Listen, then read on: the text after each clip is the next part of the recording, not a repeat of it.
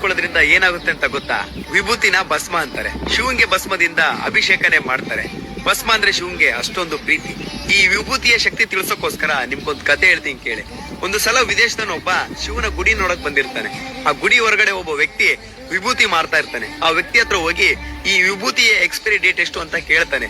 ಅದಕ್ಕೆ ಆ ವ್ಯಕ್ತಿ, ಈ ವಿಭೂತಿಗೆ ಎಕ್ಸ್ಪೈರಿ ಡೇಟೇ ಇಲ್ಲ, ದಿನ ಇದನ್ನ ಹಣೆಗೆ ಹಚ್ಕೊಳ್ಳೋದ್ರಿಂದ ನಮ್ಮ ಎಕ್ಸ್ಪೈರಿ ಡೇಟ್ ಜಾಸ್ತಿ ಆಗುತ್ತೆ ಅಂತ ಹೇಳ್ತಾನೆ.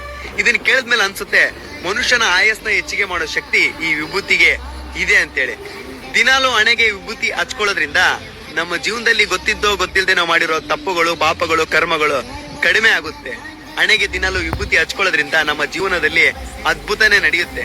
ಮನುಷ್ಯನ ಆರೋಗ್ಯ, ಆಯಸ್ಸು ಜಾಸ್ತಿ ಆಗೋಕೆ ವಿಭೂತಿ ತುಂಬಾ ಶಕ್ತಿವಂತವಾಗಿ ಕೆಲಸ ಮಾಡುತ್ತೆ.